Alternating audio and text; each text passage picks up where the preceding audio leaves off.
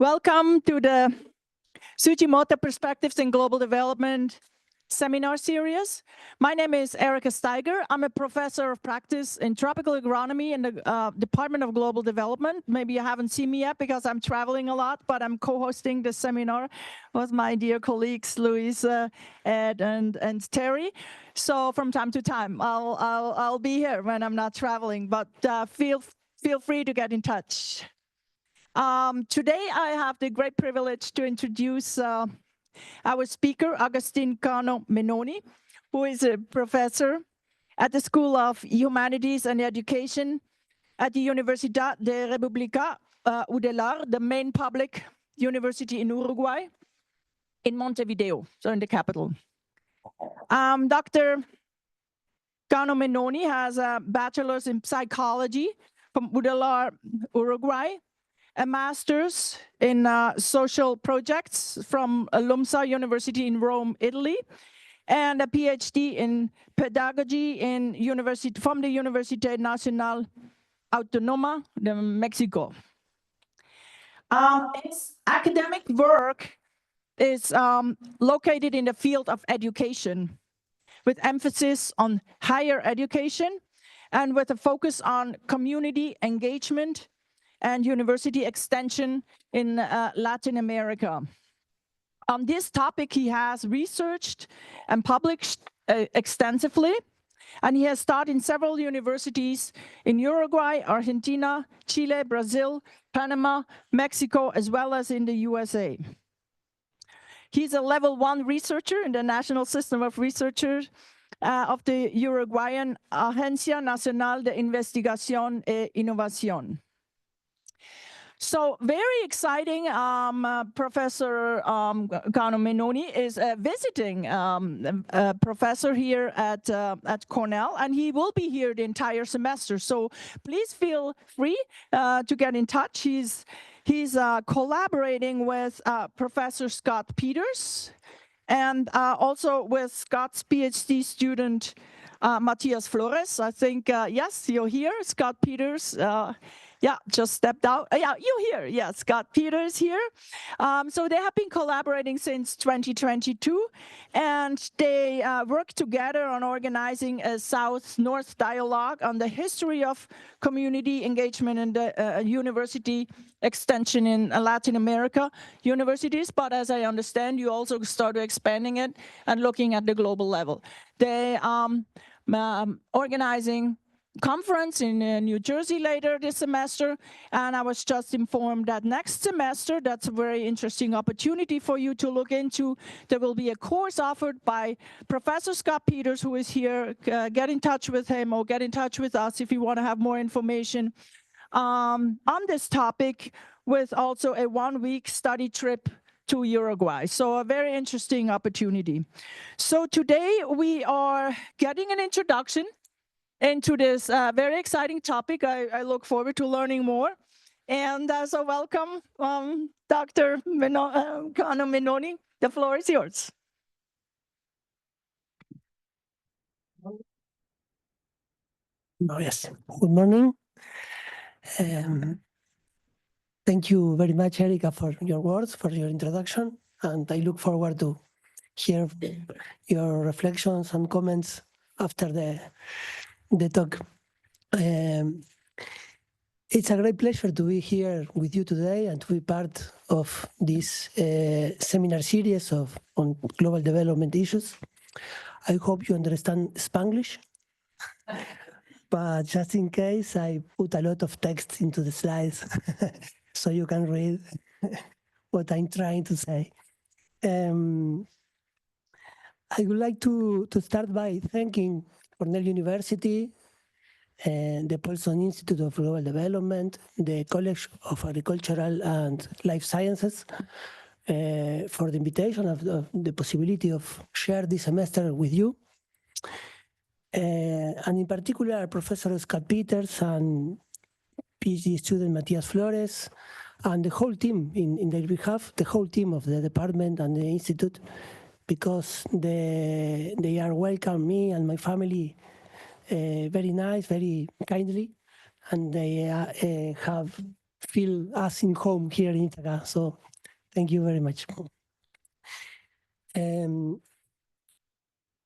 would like to mention that, as Erika just said, with Scott, Matthias, and many other colleagues, we have been working together since 2022 in several activities trying to carry out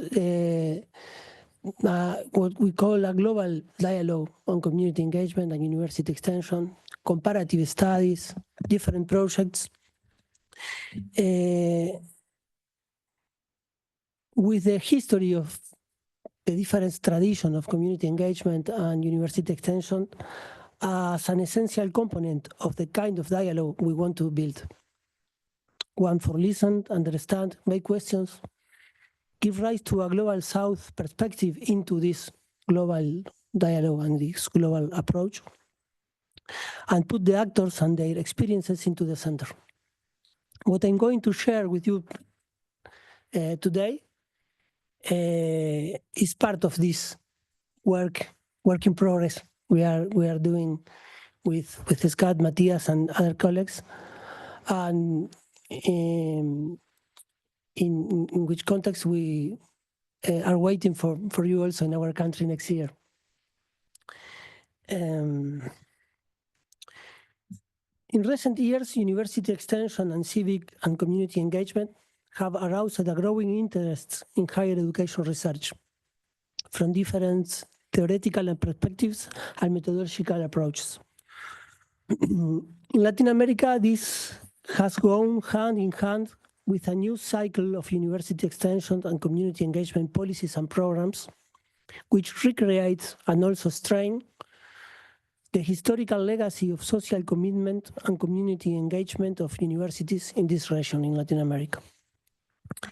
In this talk, I will review some key moments of this history of university extension in Latin America, trying to visualize ideas about extension and discussions about development, typical of each moment. Then I will analyze some current trends of paths of Latin American university extensions, and finally, I will place some dimensions of analysis and questions that I believe may can help us to organize a broad program of comparative studies and dialogues in these topics, university extension and community engagement.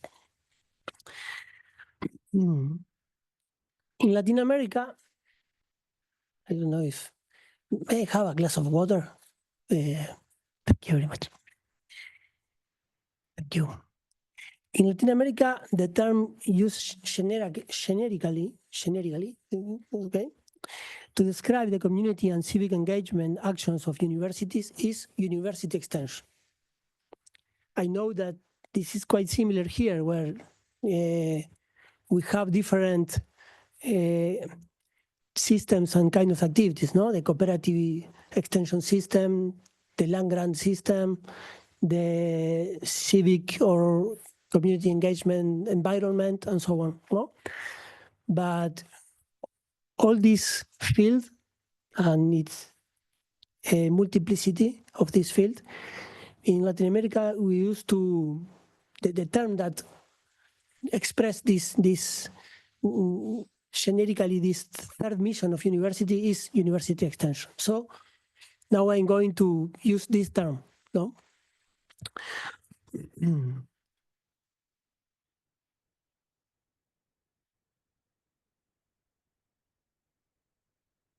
The history of university extension can be told in different ways.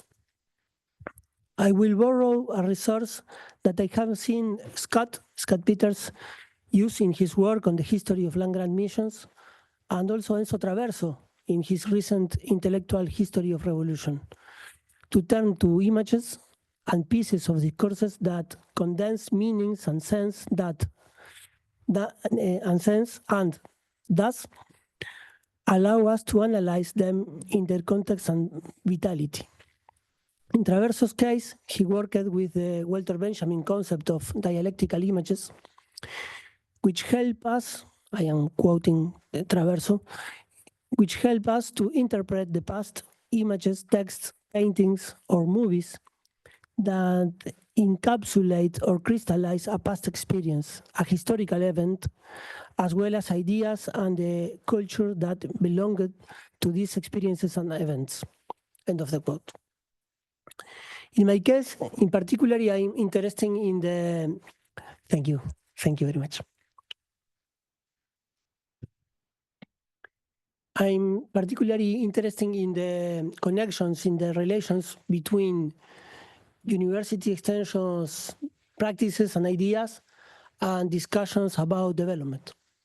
I think that that approach could be interesting for you and the discussions and reflections you are sharing in this seminar series about the development issue.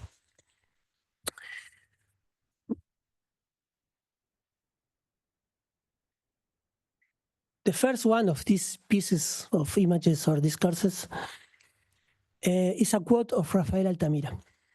Rafael Altamira was a great Spanish philosopher and professor who in 1898 took in charge the extension department of the University of Oviedo in Spain,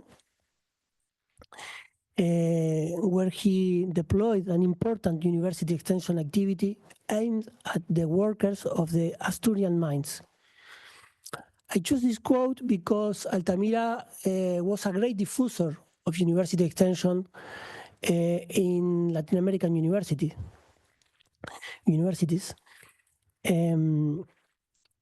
And had a great influence in our universities at the beginning of the 20th century.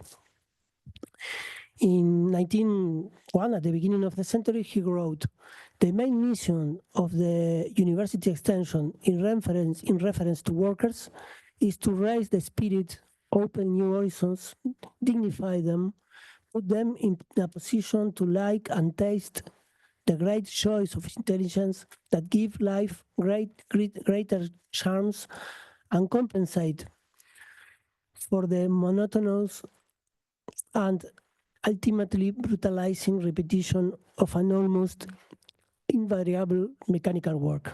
Sorry for my pronunciation, but for that you have the quote there, no?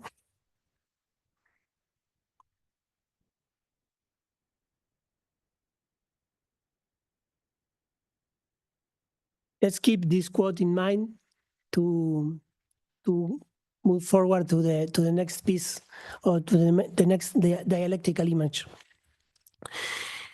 The second image I choose serves to locate the specificity of the Latin American extensionist tradition.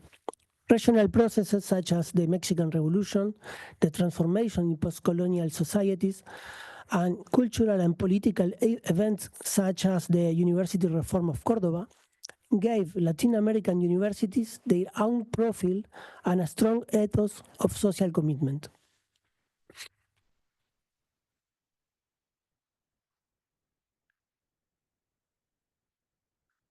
In this context, the European university extension, shaped by the pedagogical optimism of the Enlightenment and the promises of progress of the positivism, but generally respectful of social hierarchies,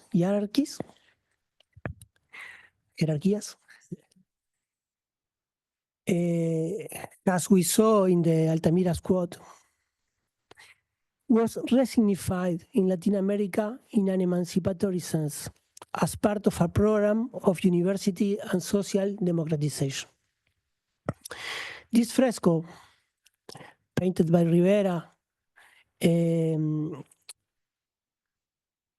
a special moment in Mexican, of the Mexican education, when José Vasconcelos, took over as Dean of the National University of Mexico, just after the revolution, or as part of a second moment of the process of the Mexican Revolution. And he established an important extension and literacy program, setting up cultural missions in the most forgotten corners of a country where more than 70% of the population was illiterate. The mural is part of a fresco series painted by Rivera at the Secretariat of Education's building in between 1922 and 1923. There, the task of education in the mural, in the paint, appears together with the cultivation of the land. No? I don't know if you can see that. And the revolutionary struggle, no, represented with this man in his horse. Pedro Enrique Sureña interpreted it in those same years in these terms. For the people, the revolution has been a spiritual transformation. It is not only that they have been given greater opportunities to educate themselves, it is that the people have discovered that they have rights, and among them, the right to educate themselves. Over the old traditional sadness, over the old tears of the Mexican people, a light of hope has begun to shine. Now, they play and love as they never did before. They hold their heads high. Perhaps the best symbol of Mexico today is Diego Rivera's vigorous fresco where, while the armed revolutionary stops his horse to rest, the rural school teacher appears surrounded by children and adults, fully dressed like her, but animated with the vision of the future.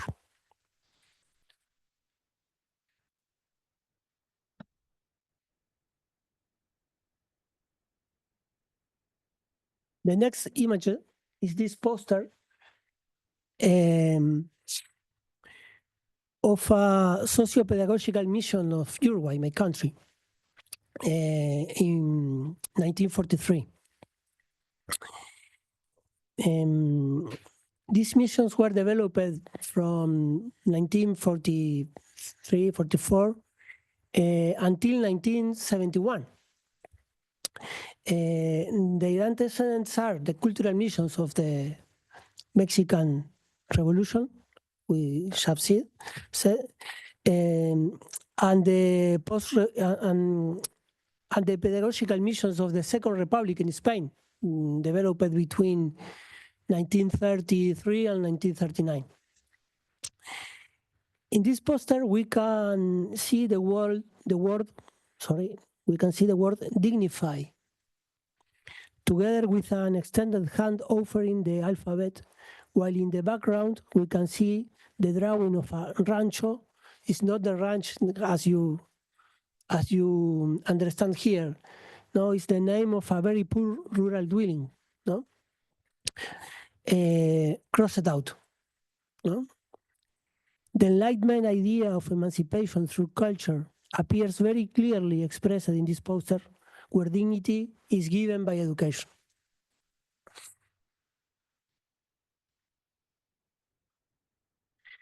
The socio-pedagogical missions were a very important extension experience, with the participation of many students of teaching, medicine, agronomy, nursing, among others, as well as teachers and university professors. These missions played a very important role in denouncing the poverty of the countryside of Uruguay, giving a difficult and painful mirror to a country that saw itself as developed and prosperous. Miguel Soler, who was a Uruguayan teacher who works in the mission and who had in his entire life a very important role in our education, and in particular in the rural education of our country of Uruguay,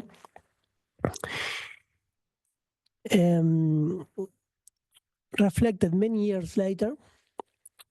The mission was a milestone in the history of Uruguayan school, a turning point in the training of teachers, the reaffirmation of the denunciation of the existence of the so-called rat towns. Estimated in 1943 at 587 with 118,500 inhabitants.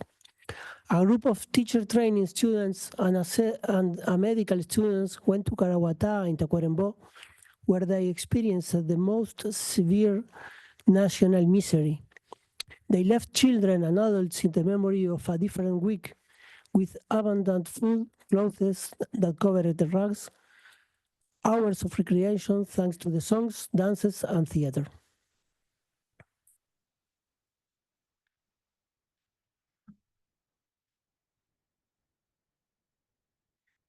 Finally, the next image is the cover of a book of Daniel Levy, a book where he does a study of the foreign aid to universities in the 16 Central and South American countries from 1950 to 1984, from the perspective of three groups of donors: private foundations, Jeffrey Ford and Rockefeller, the U.S. Agency for International Development, and the Multilateral Inter-American Development Bank.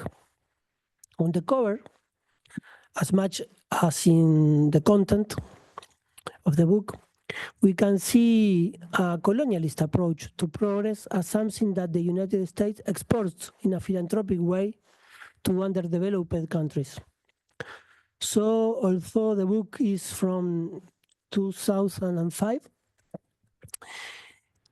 I choose it to illustrate a very important period of university extension in Latin America between 1950 and 1980.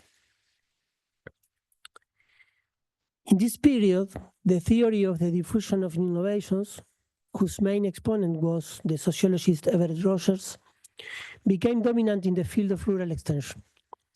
Based on Rostow's ideas about economic development, this conception conceived that overcoming the critical conditions of rural society, poverty, health problems, access to education, housing, etc., depended on the capacity of the backward sectors to adopt the new ideas. That is to say, to become innovative actors capable of adopting the technologies and input that modify their production systems according to the advances and the exports of the North American industry in the context of the Green Revolution.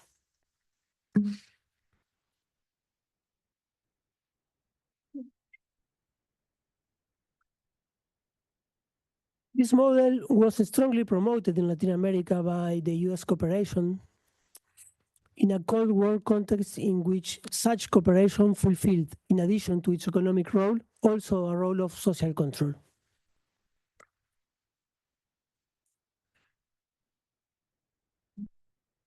Criticizing the model of rural extension of technology transfer, Paulo Freire wrote his book, Extension or Communication. First published in Chile in 1969, while he worked at the Institute for Training and Research in Agrarian Reform. There, he formulated a multiple objection of the dominant rural extensionism as ignorance of popular knowledge, as cultural inversion, as technocratic messianism, and as reproduction of domination. He pointed out that the transference concept of extension contained a gnoseological misunderstanding, since the world is known and transformed through the protagonism of men and women in situation, in the contradictory process of the praxis, and not from an artificial situation of passivity that reduces the subjects to a condition of mere recipients of technologies and knowledge.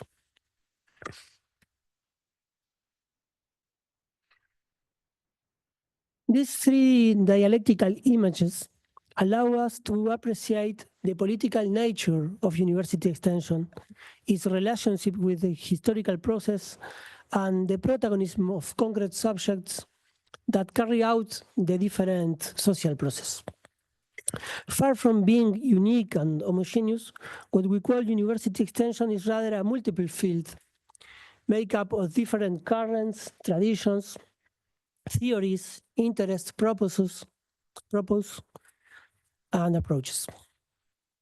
I have tried to reflect this multiplicity in this graph but I think you need superpowers to read it, no? So I will try to read some of them. I don't know how we are. 10 minutes? Okay. Let's see. Here we are.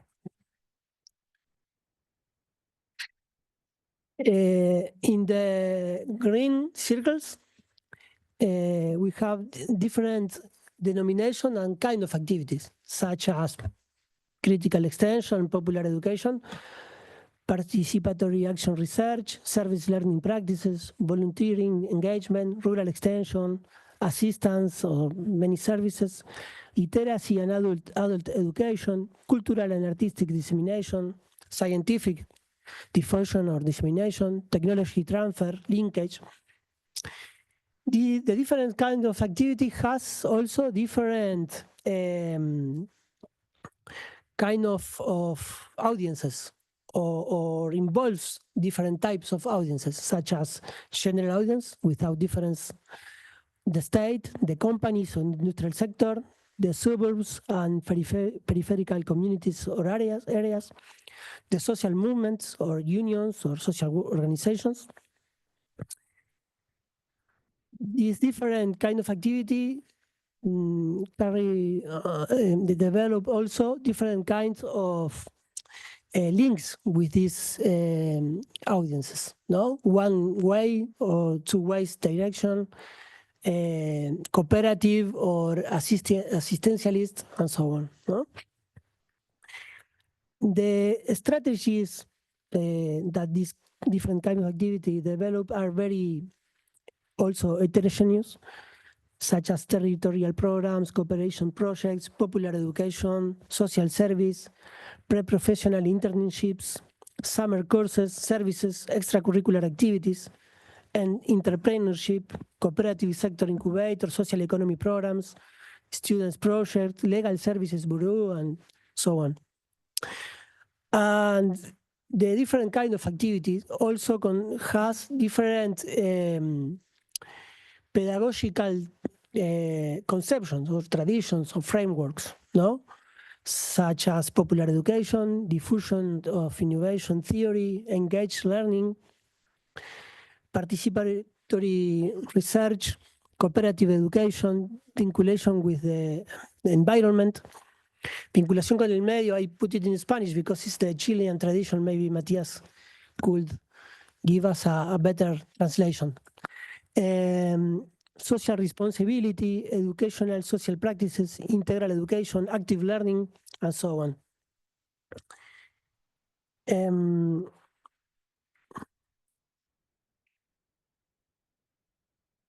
The development of this field, this multiplicity of multiple field, is under determined both for the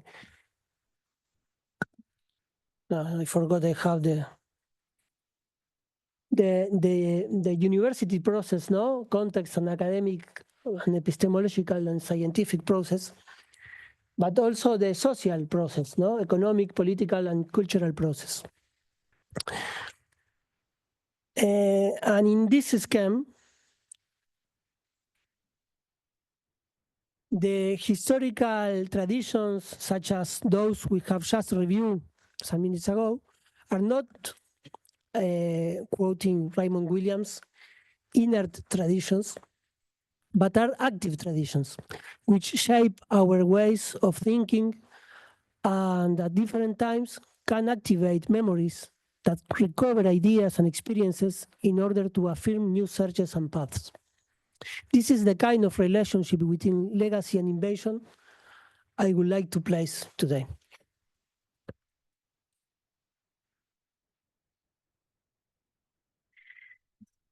The type of institutionalization, yes, of these activities in Latin American universities is also very heterogeneous. In an article we published with Matias last year, we analyzed the trends in community engagement and university extension in 3 Latin American universities and 3 university networks of our continent. Regarding the type of institutional insertion of these kind of activities, these different activities, we found that while in Chile, vinculación con el medio, no? Linkage with the environment, articulates the different types of activities from the logic of quality assurance with emphasis on bidirectionality rather than dialogue. The articulation of functions, no, in university research, teaching, and extension. The breadth of audiences and impact of indicators measuring. In Mexico, the third substantive function was the generic term, articulates different models with variations by higher education subsystems and regional context. And in Mexico, the tradition of cultural diffusion, dissemination is very strong. While in Uruguay, the integral approach of university extension articulates different models that coexist behind the objective of making university extension as part of the curricula, with some approaches like teaching in community, the Carlevaros idea, the model of critical extension, and the reformist tradition of the study of the major national problems.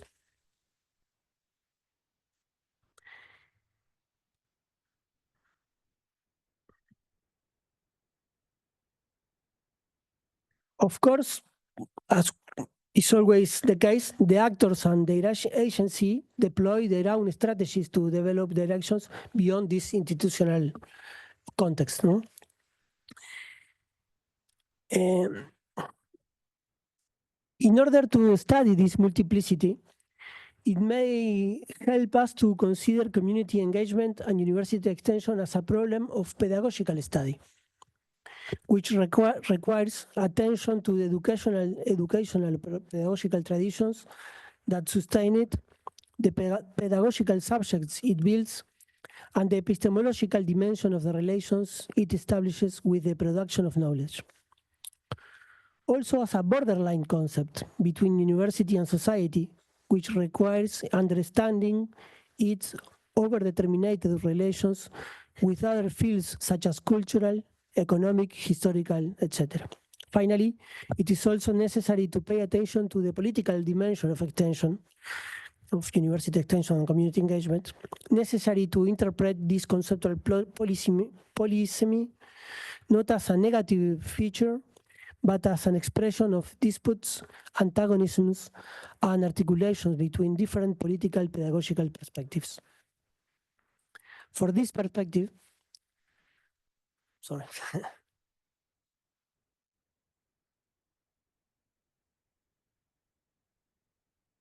I would like to conclude by proposing 4 dimensions and 15 questions that I believe could help us to take a critical look at our extension policies, programs, and practices, and allow us to discuss on common access.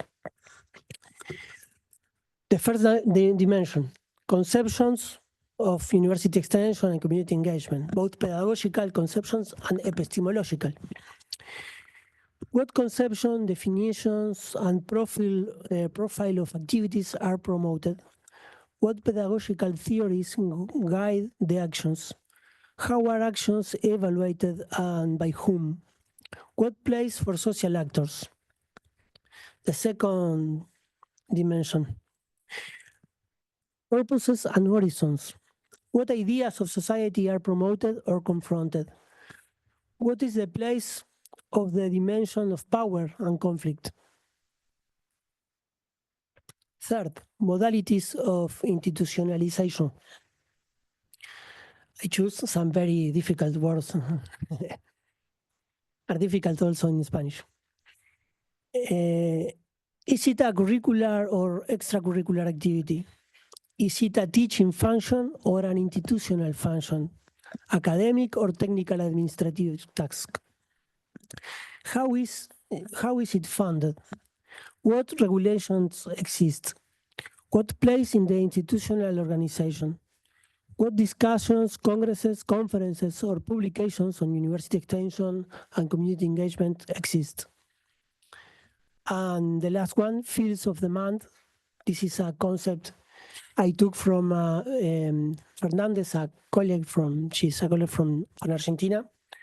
And I try to complement this concept, understanding inside the concept of field of demand, the problems or social issues of that the projects try to abort, to work with, but also the territories and the subjects, the actors that are involved in these problems and topics. Which fields of demand are more important and which have been marginalized? What relationship is established between community engagement and university extension and research? Does community engagement or extension manage to influence research agendas? Well, I think with these questions we have quite a lot of work to do. So I will finish now by recommending, if you read Spanish, because it's in Spanish, this is a book that has been just published in Uruguay. You can free download in this link. Contains a chapter written by Scott, other written by Matthias.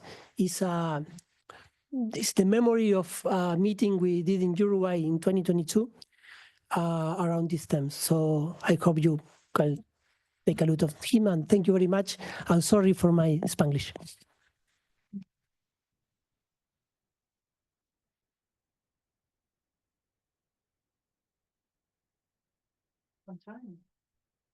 Is that okay?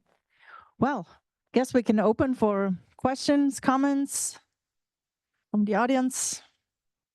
And we also have the online audience, which we would like to really also, I don't know if you have some questions on the.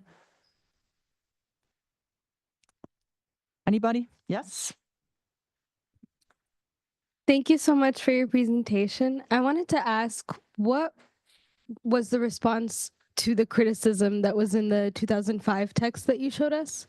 Like, how did they respond or restructure the way that they did this initiative, did the extensions?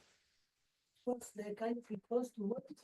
The criticisms of the extension policy, how it kind of like furthered domination and cultural significance. Yeah.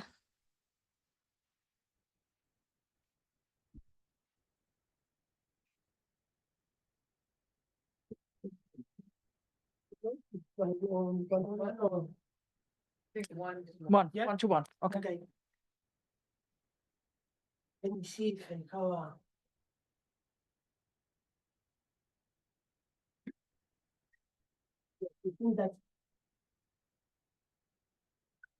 I think that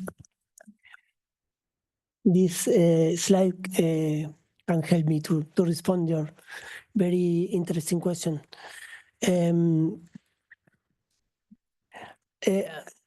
I think that the critical approach is like a dynamic position, no?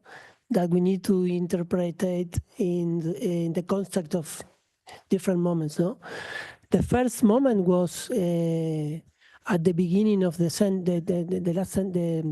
20th century, when, as part of this Latin American movement that we know with the name of Cordoba reform of universities, the European tradition of cultural dissemination was resignified, no? This was one moment, and the kind of activity that born there was the popular university, the missions we saw, no, in Mexico, in Uruguay, in other countries. The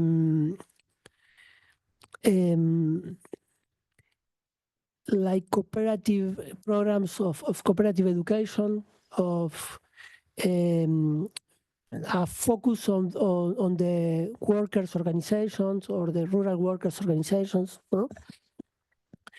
And in the period you said, no, in the 50s and 60s, this was a very rich period where university extension in Latin America experienced another moment of resignification and repoliticization, we could say, not in the sense of political parties, but in the sense of a political approach of social change, no? And the kind of activity, this is interesting to see, try to put together different traditions of thinking, no? In one way, all the conception of the development, no? Rostow conception of development was contested, was responded by some Latin American economists and thinkers, intellectuals, with the theory of the dependency. I don't know if that is familiar to you. Then they pointed out that the development is not an issue of economy growth only, and we need a global approach to see that the development of some countries, central countries, and the underdevelopment of others are connected. It's not that one are the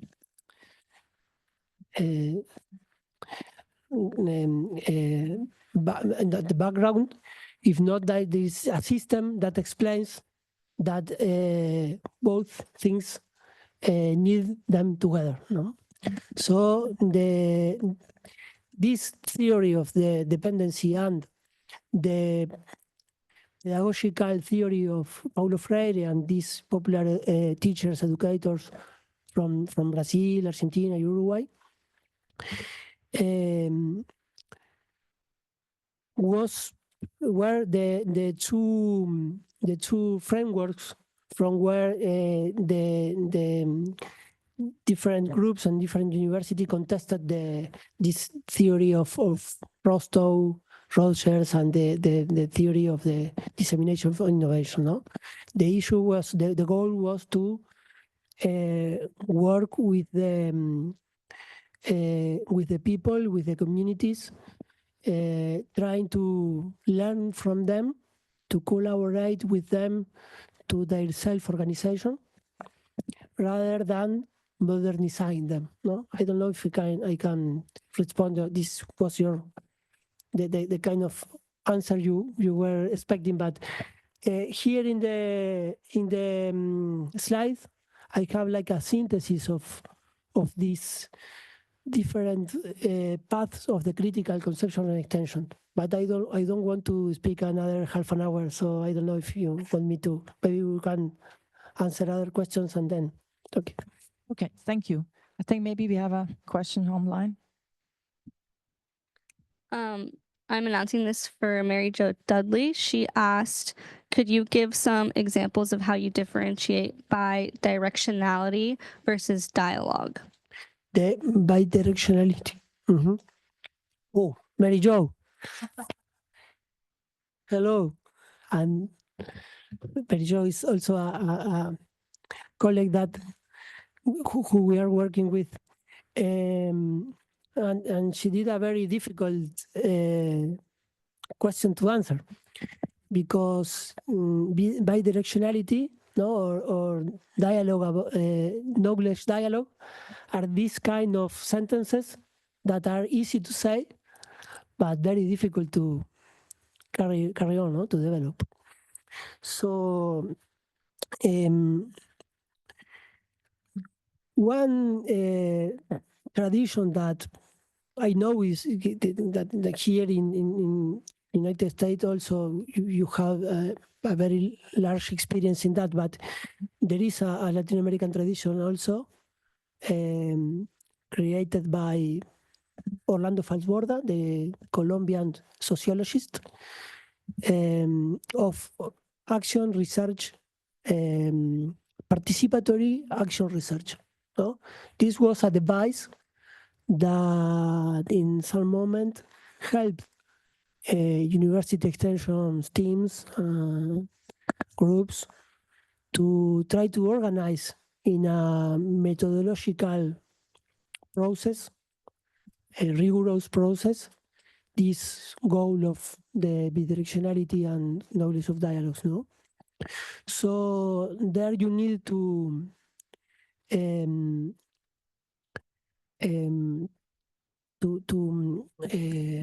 acordar, to agree, thank you. You need to agree with the people you are working with, all the whole process, from the objectives of the project, how you are going to develop it, and who will keep with the results, no, with the fruits of this intervention.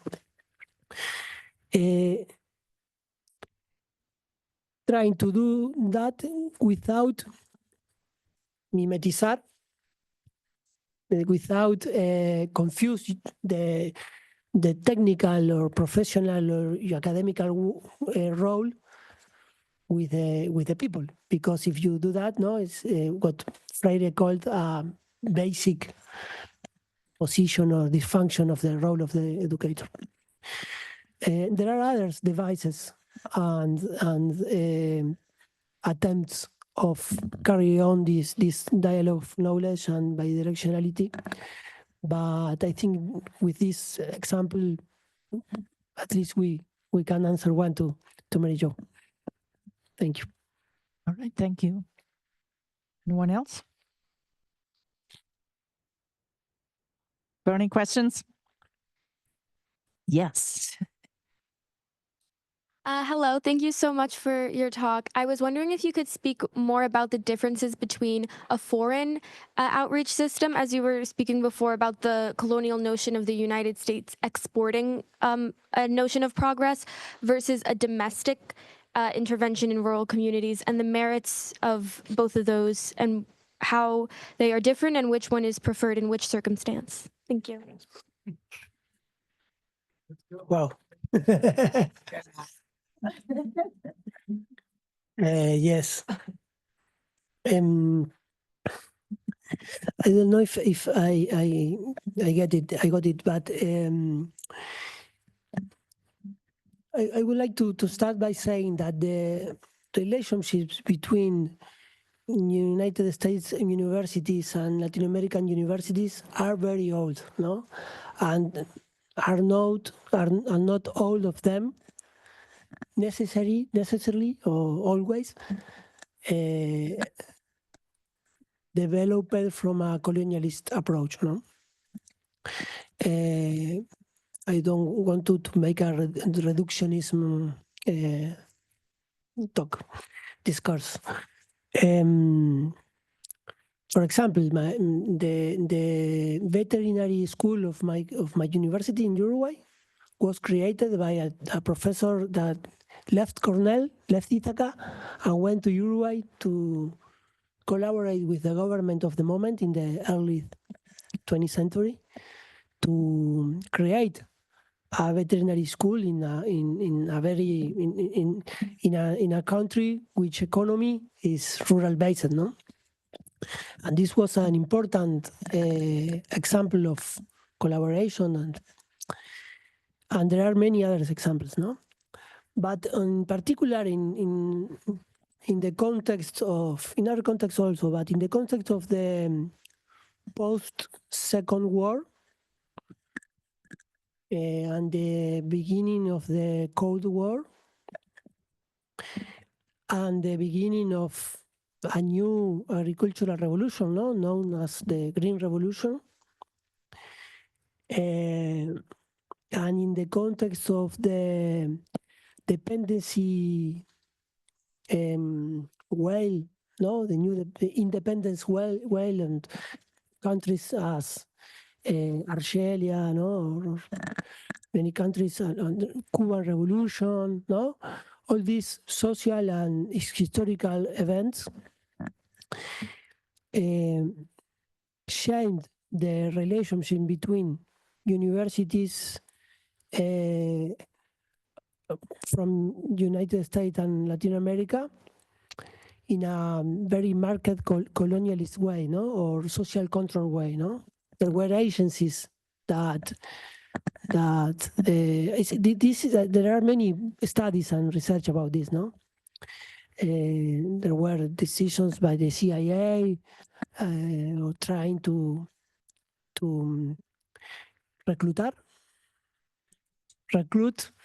Latin American professors and intellectuals to no, the Cold War was a concept that determined the many process, no? As in this context, knowledge started to occupy a very significant place in the economy, much as it used to be before. And the Green Revolution was an economical opportunity to the United States. All this goes together, put the transfer of innovation and the rural extension conceptions that born within the theory of Rostow theory of development to play a role in this framework, colonialist framework, no? So this is proposed to like a lecture, no? There are others, no? This is my lecture of this period, no? And against that was born these other conceptions of university extensions I just told, no? I don't know if I answer you. You're welcome. Thank you, too. Well, thank you so much. Thanks, everyone. There was a really, really rich presentation. Yes. We have some students who want to go for lunch with you. They come out here. Others who would like to talk with him, they can have 10 minutes maybe before they go to lunch. And Thank you very much. thank you.